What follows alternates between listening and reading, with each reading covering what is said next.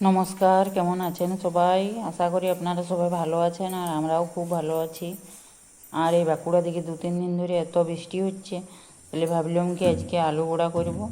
তাহলে এই যে আলু বড়া করার জন্য প্রেসার কুকারে আলুগুলোকে দিয়ে সিদ্ধ করতে দিয়ে দেবো।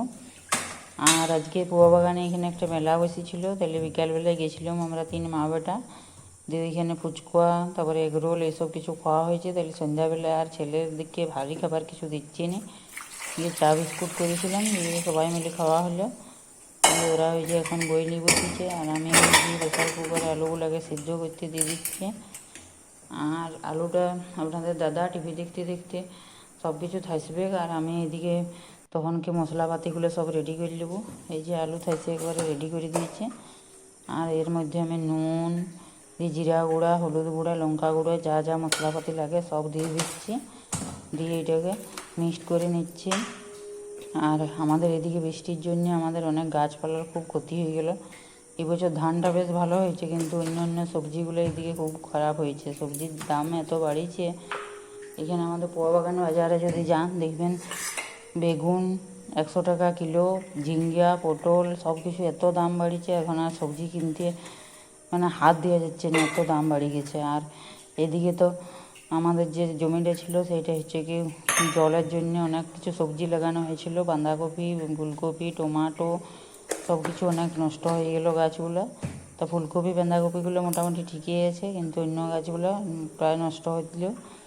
আর এই যে এইদিকে আপনাদের সাথে কথা বলতে বলতে আমার সব মশলাপাতি আলুটাকে থাসা আর আগে হচ্ছে কি নুনটা দিয়ে দিয়েছিলাম, আর যখন থাসছিলাম তখন তার মধ্যে পরিমাণ মতো একটু নুন দিলাম, আর জিরা গুঁড়া, হলুদ গুঁড়া, লঙ্কা গুঁড়া সব কিছু দিয়ে মিক্সড করে এই যে এখন এবারে এটাকে ভালোভাবে থেসে নিচ্ছি।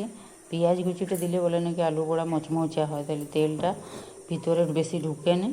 তাহলে এই যে পেঁয়াজ আর এই যে চালের গুঁড়িগুলো দেখছেন, এই গুঁড়িগুলো আমরা আগের থেকেই কুটে রেখেছিলাম। দিয়ে তাহলে চাল গুঁড়িগুলো বলে যদি কম হয়ে যায় তার জন্য আলু শসাটাকে একটু রেখে দিয়েছি। আর এই যে গুঁড়ি দিয়ে মিক্সড করে নিচ্ছি এখন। এটাকে ভালোভাবে 2-3 বার ধরে গুঁড়িগুলো চালের সাথে মিশিয়ে আর আলুটা ভালোভাবে মিক্সড করে নেবো। গুঁড়িগুলো তলে নাইলে লেগে রয়ে গেলে এটা বড়াগুলো যখন করবো তখন বীজ বীজ হবে, তাহলে এটাকে ভালোভাবে মিক্সড করে নিচ্ছি।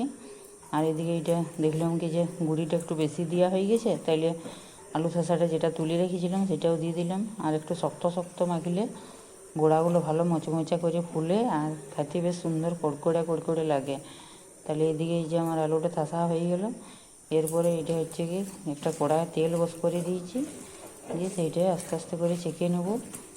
আর এইদিকে হচ্ছে কি সকালবেলা আমার শ্বশুর শাশুড়ি এসেছিলেন। আমাদের যে কলা বাগানটা আছে বাড়ির সামনে, সেখানে দুটো বড় বড় কলা কান্দি কাটা হয়েছে। তাহলে সে সিঙ্গাপুরি কলার কান্দিটা এত বড় হয়েছে যে সেটা একা আনা মানে খুব কষ্ট। তাহলে আমি তার সাথে আমার শাশুড়ি সবাই মিলে গেলাম, দিয়ে কান্দিটাকে ঘরে ঢুকাইলাম। এই যে দেখুন আপনাদের সাথে গল্প করতে করতে আমার তেলটাও গরম হয়ে গেছে। এরপরে তেলের মধ্যে একে একে দিয়ে দিচ্ছি বড়াগুলো। একদিকে দিতেই হবে আর একদিকে ঘুর্নিয়ে করে লাড়তেই হবে।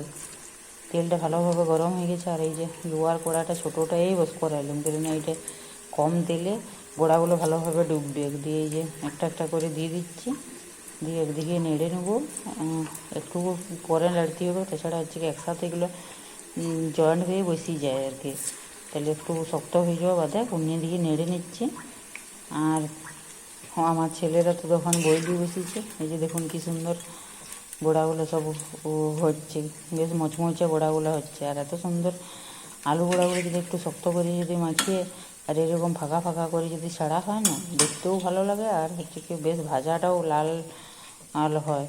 আর এই যে এইদিকে হচ্ছে কি করতে করতে আমার ছোটো ছেলে এসেছিলো একবার রান্নাঘরে, জিজ্ঞেস করছে যে মা কোনটা পড়বো। তাহলে একবার উঠে গেছিলাম, দিয়ে দেখলাম কি যে ও সব লেখালেখি করছে। আর এদিকে ও পড়তে পড়তে আমার এদিকে বড়াগুলো প্রায় শেষ হতে চললো। আর আপনাদের ওইদিকে বৃষ্টি কেমন হচ্ছে জানি না। এই বৃষ্টিটা শুনেছিলাম যে একটু নাকি ঘূর্ণিঝড় হবে, তাইলে সব দিকেই বৃষ্টিটা হচ্ছে। এই যে আমার ব্যাপারে একদিনে 3বার বিক্রম করে গেলেই না হচ্ছে, বৃষ্টিটা বেশ ভালোই হচ্ছে। আমি ফোন করেছিলাম আমার ব্যাপারের বাড়িতে, বলছি যে হ্যাঁ বৃষ্টিটা হচ্ছে। আর এই যে বড়াগুলো আমার ভাজা হয়ে গেলে এরপরে এগুলোকে হচ্ছে তুলে দিচ্ছে। আর এদিকে আমার বড়ো ছেলে এসেছিলো একবার, জিজ্ঞাসা করছে যে হয়েছে না হয়নি, বলে হ্যাঁ হয়ে গেছে জায়গার পর। এই যে জায়গা ওর করা হচ্ছে, এই জায়গায় বুক করছে, থালা বাটি প্লেট সব কিছু নিয়ে নিয়েছে। ওদের ওদের জায়গা করে একজন জল দিবে, একজন থালা দিবে। বুঝতেই তো পারছেন দুজন হলে যা হয়। এই যে এখানে ও খেতে বসে গেছে, এই যে ও নিচ্ছে। আর এদিকে আমার প্রায় মোটামুটি সব কিছুই হতে চলবে। আর 2-3 ধাপ হলে গোড়াগুলো আমার হয়ে যাবে, তাহলে এটা হয়ে গেল। আর আপনাদের দাদা তার সাথে ছোটোটা সবাই এখানে বাইরে খেতে বসে গেছে। আর আমি বলি সবগুলো একবারে একসাথে হয়ে যায়, তারপরে হচ্ছে কি খাবো।